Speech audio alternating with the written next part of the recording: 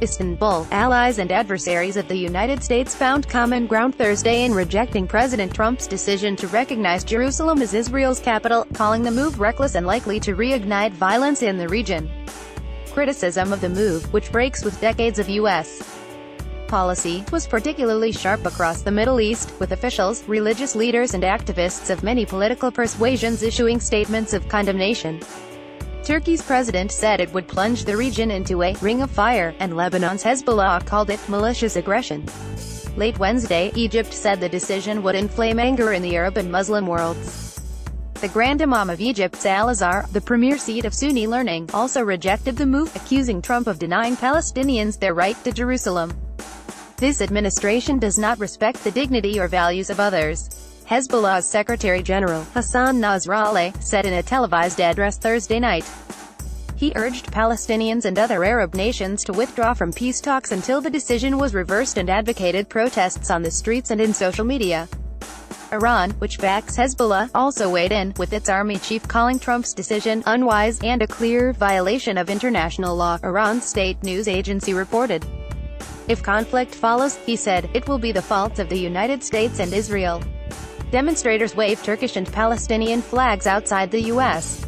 Embassy in Ankara, Turkey, on Dec. 7, 2017, as they shout slogans during a protest against the Trump administration's plan to move the U.S. Embassy in Israel to Jerusalem and to recognize the city as Israel's capital. Umit is Reuters. Even stalwart U.S. allies such as Saudi Arabia and the United Arab Emirates, otherwise admirers of Trump's presidency, criticized the administration over the new policy. The Saudi government described the decision as an irresponsible and unwarranted step, according to the state-run news agency. Qatar, too, warned of serious repercussions for stability in the region. Jerusalem, although divided, is considered holy by Jews, Christians and Muslims, and Palestinians envision the eastern part of the city as the capital of any future Palestinian state. Israelis, for their part, see Jerusalem as their own eternal, undivided capital. Previous U.S. administrations kept the U.S. Embassy in Tel Aviv pending a final peace agreement that would determine Jerusalem's status.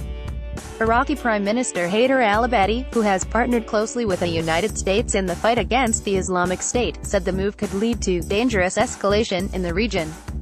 The U.S. administration must reverse this unjust decision, Abadi said Thursday. Iraq's foreign ministry also said it had summoned U.S. Ambassador Douglas Silliman to receive a formal letter of protest. In Turkey, where relations with Washington were already strained over U.S.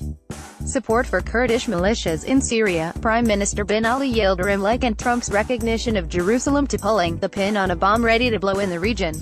Speaking at a conference in the capital, Ankara, Yildirim said that Turkey, a NATO member, would not recognize the decision, Reuters news agency reported. The U.S. Embassy in Ankara urged Americans to stay away from planned protests outside the embassy, as well as from consulates in Istanbul and Adana.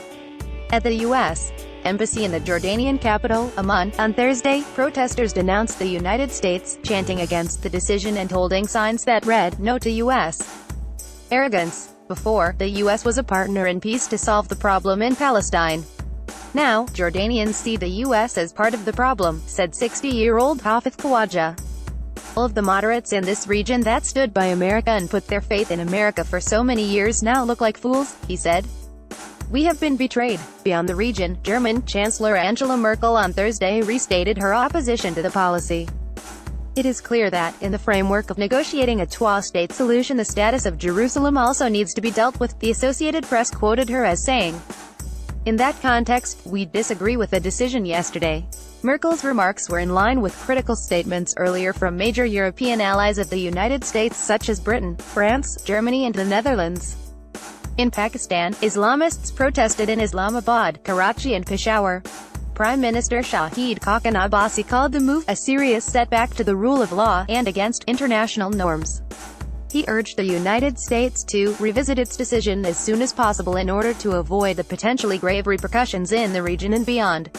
And in Johannesburg, ailing Nobel laureate Desmond Tutu said in a rare public statement, God is weeping over President Donald Trump's inflammatory and discriminatory recognition of Jerusalem as the capital of Israel. The 86-year-old former archbishop added, "It is our responsibility to tell Mr. Trump that he is wrong," the AP reported. Elsewhere, militants who have fought U.S. troops in Afghanistan and Iraq took the opportunity to condemn both Israel and the United States. Akram al-Kabi, head of the Iran-backed Nuhaba militia in Iraq, called Trump's decision "foolish" and predicted that it would spark an uprising. He added that the move legitimizes attacks on U.S. forces, of which there are thousands in Iraq. Muqtada al-Sadr, an Iraqi Shiite cleric who has long opposed the United States, said governments should expel Israeli diplomats and temporarily close American embassies. In Afghanistan, a Taliban spokesman said in an emailed statement that the decision will fan the flames of conflict in the entire world. Trump, the spokesman said, has exposed U.S. support for a policy of occupation and colonization of Muslim lands. El-Ghobashi reported from Baghdad. Mustafa Salim in Baghdad, Syed Salahuddin in Kabul, Taylor Luck in Amman, Louisa Lovelock in Beirut and Shaikh Hussein in Islamabad contributed to this report.